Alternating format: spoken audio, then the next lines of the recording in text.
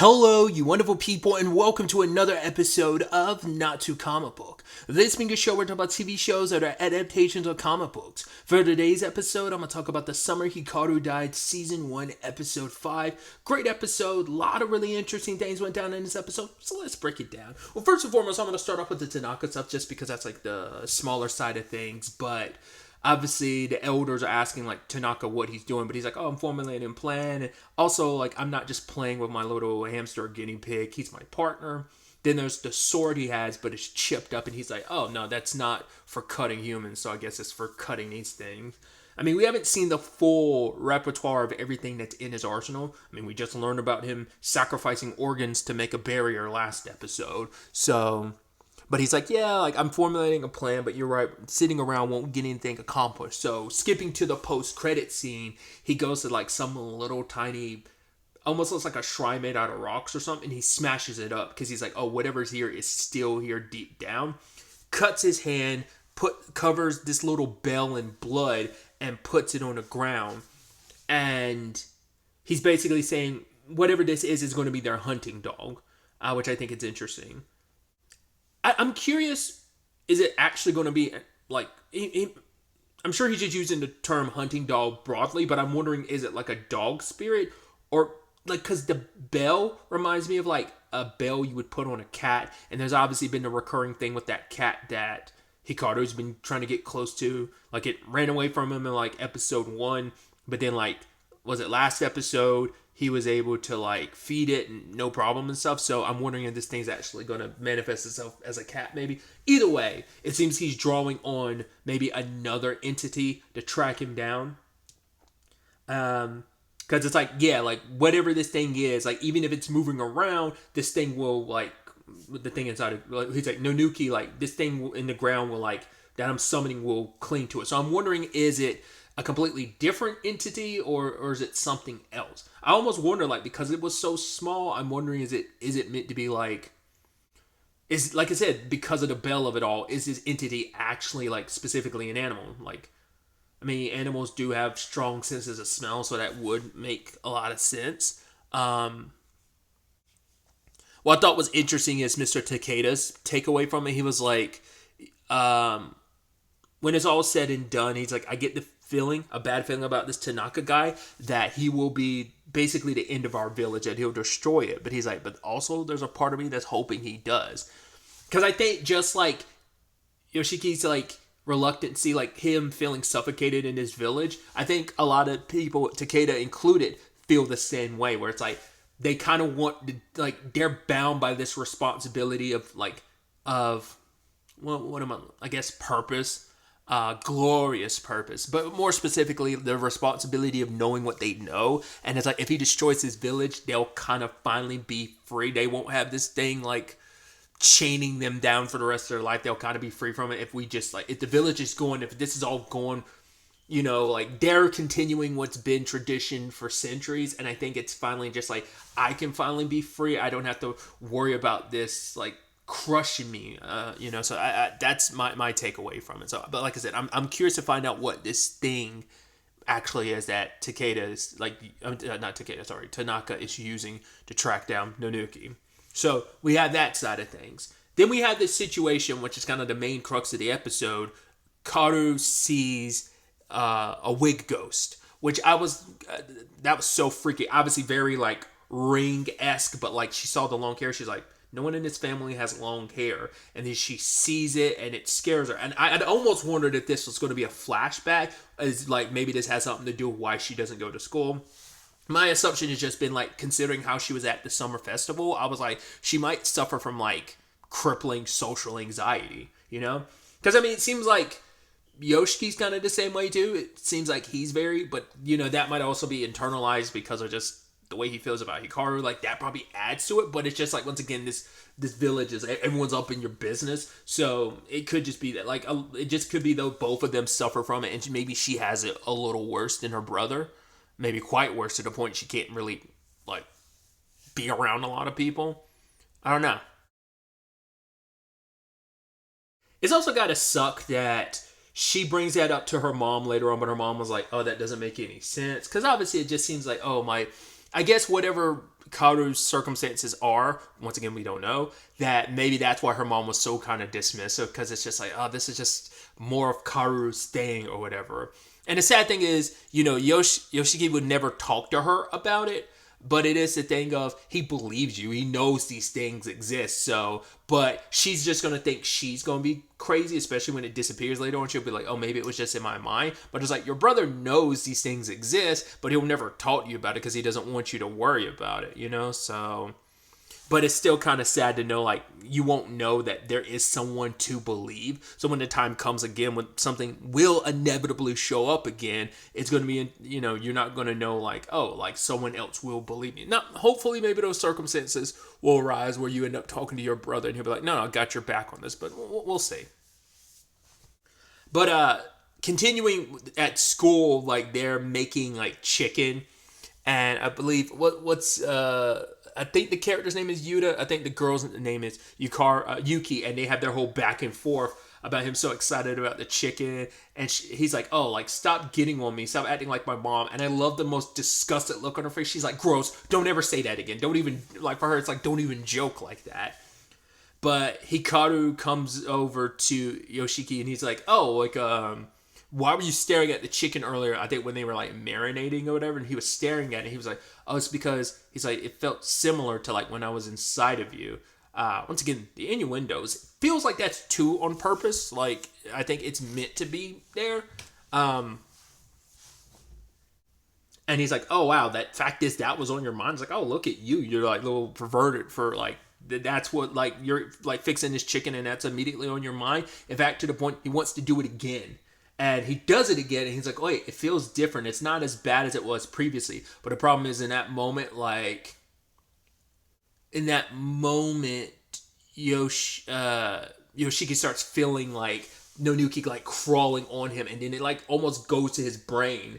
And it kind of almost hits that same spot or whatever. And, like, he's seeing this bright light. It's interesting because I've heard two people say something based on, like, episode 3 when Hikaru was on top of him. Like, some people were wondering, like, maybe, like, oh, it feels scary, it feels bad, and then it feels good.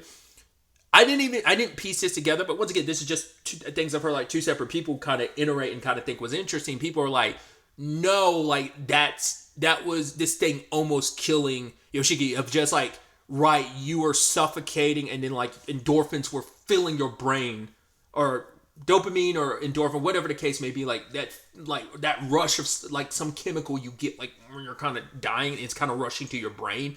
People were kind of insinuating maybe that's what that was in that moment, because that thing almost did kill Yoshiki in that moment, and maybe this kind of almost gave him that same inkling. That's why he kind of panicked and freaked out, was like, yo, stop it. Because it's interesting because, it asked, Nonuki asked Yoshiki, like, yo, go up. Like, it's almost like getting a pat on the head. And what did it do? It kind of went to, like, his brain and kind of touched it. But, like, also, he kept seeing, like, bright light. Like, okay, like the whole don't walk towards the light or go to the light if you're willing to finally let go. So it felt like it was kind of doing that. And Yoshiki was like, yo, don't do that. Like, he's, like, explaining, like, do you do that because it only made you feel good? And it's like, at the end of the day, like, you gotta know when to, like, do stuff that people are comfortable with. And he's like, I'm sorry, but I mean, he's like, I didn't mean to. Like, I'll be better about it going forward. But it's just like, I think sometimes, like, it's instinct to kind of consume kind of kicks in. But I don't think it was trying to consume him. I think in its own way, it was like, yo, I am trying to make you feel good like I did. But, like, I kind of get a little carried away sometimes. And like I said, I think it's just its base instincts as the entity that it is just kind of takes over. In fact, that leads to him remembering that conversation with Kurebayashi about the mixing. It's like, once this thing kind of gets, like, a part of it will get into your insides and mingle, and it's like, once it does, there's no, like, it's always going to be with you for life, and that's always going to attract entities from the other world. And he's also, Yoshiki's looking at his arm, and he's like, is that thing getting darker? Because I'm like, that mark has not gone away. So it might not just be like a physical bruise. Like, it might be a thing of, it might also be in a weird way, like, yo, that's Nanuki's way of being like, yo, this is mine. back off to any other entity, because like for him to be like it's getting darker, and I guess that's almost like this like stain on not only his body but maybe even his soul, of like this thing has kind of got such a grip on him. I mean, I'm sure it's, you know, literal and metaphorical, sorry, in that same regard, but I think it's almost just kind of, it's almost like a beacon, I think, and that's probably going to be what draw, because like this thing specifically is at Yoshiki's place, and who knows, like once again these entities are around now because Nonuki is down from the mountain drawing them in, but I think Yoshiki is now a beacon because of that mark on his arm. So I think for Yoshiki, it's already too late. He's already been mixed a little, like a little bit of what was in Nonuki has already made its way into him, just probably because of proximity, and that situation in episode 3 probably expedited what was already kind of a thing, you know, maybe. While they were at the mall, it was Yuta, Hikaru, and Yoshiki. While they like at one point you see these girls nearby, I think they were talking like, oh, about the working conditions. I think it's like a hair growth factory, which I was like, interesting. The fact is they made sure you hear that dialogue, maybe go like, oh, that must correlate to this wig demon, right?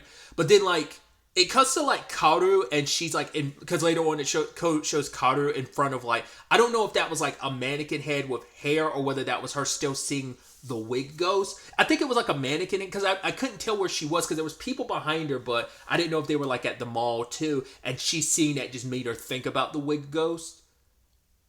I don't know. I don't think that was her seeing it at the place, because she only saw it in the bathroom and they weren't in the bathroom, and to the point she didn't even want to take a bath anymore because she was like, that thing freaked her out so much. So I think that probably was just her at a store, like at maybe a hair product store, and then like that was a mannequin with like a wig on it or something. It was like that, but that's weird and freaky. But getting back to it, like a lot of these spirits are probably like people who went through something and they're like hanging on. So I wouldn't be too surprised, since they included that line of dialogue, that she has something to do with like maybe she's someone that died and has a lot of issues because of maybe the working conditions at the that hair growth factory. Like there feels like there's a correlation there. Just maybe that's all we'll ever really get, because I guess who they are and what they were isn't important, but I guess it's just a little world building to be like, you know, these are spirits that are born about because of some tragedy. I mean, obviously with Dun Dun Dun on the mind, it kind of gives me, you know, inklings of like acrobatic Silky, obviously just with just the long hair and how it utilizes its hair and everything. So, but once again, also gives me, you know, vibes of the Ring and stuff like that. But either way, I thought it was just kind of like a small little thing too, where they're getting those little things from the crane machines, and obviously they're complimenting Yoshiki's skills and him being when Yuta was like, oh, like you're good at this and you get good grades, but then like that hardcore emo personality is, he's like, oh, thanks for the flattery. It's like, you think that's flattery? But they're like, yeah, I can't imagine Yoshiki another way. And so it's like, oh, maybe you should take a like dip in like the pond or something. And he has that moment where he just like flips up from the water. He's like, I just rested for 8 hours straight or whatever. And they're laughing because they're like, I can't imagine you without that dour personality. But either way, it turns out Yuta was getting that for Yuki, which was really sweet. That it's like, they're like, oh, is it for a girl? He's like, what? No, it's for me. It's for me. It's like, well, clearly it's not. And we see later on he gives it to her. I was like, oh, that's really sweet. I wonder, will something become of that? Because like I said, I don't know if there's something between her and like Asao, or whether it's like a, you know, maybe it's just like, no, they just are friends. But I'm like, you know, this story dealing with the themes that it does, I don't know, maybe it's probably more pertinent for the themes of the story if you make it so that Yoshiki's the only one because he feels so alone, because he feels like he's the only person who feels that way. But I mean, once again, they kind of brought up the Yusuke person last episode as well. So, but it might still just feel like, once again, regardless, even if you are aware of other people, you see the way people talk about them, it's still isolating regardless. But that's why I'm like not sure if that, like I said, whether there'll be anything, or whether I'm like reading way too much into the Sao and Yuki of it all. It might just be like, no, they are just purely platonic friends, and maybe it is a Yuta and Yuki of it all. We'll see. Just kind of interesting. The fact is they're going through the trouble of planting those little seeds, like specifically the Yuta and Yuki. That I'm curious to see where that ends up going.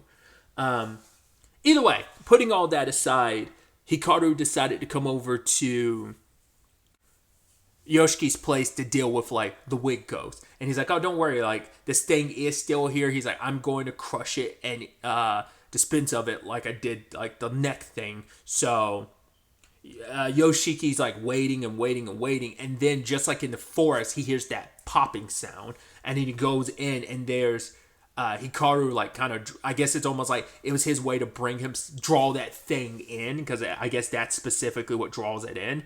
And Yoshiki tries to like go to Hikaru, but in that moment he's grabbing him. It's like they're in the middle of their fight, and it drags him in, and now it's like it's using all this stuff, I guess, all his anxieties, like all his worries, to kind of like find an opening.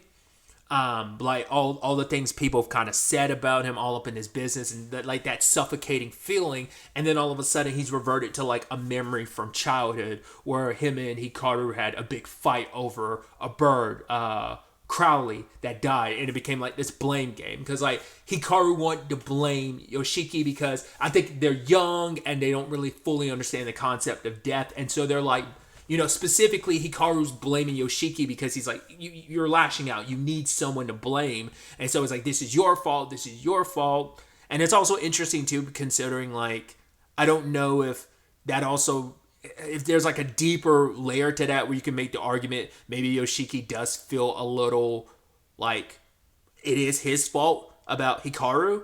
Like maybe he feels like, maybe if I had gone with Hikaru, maybe that wouldn't have happened. Maybe maybe, once again, he has his own regrets about, I should have told you how I felt before him, but you never know. Like, it could also just be the thing of, like death creeps up on you and you never know. Like, it doesn't always necessarily mean you did something wrong.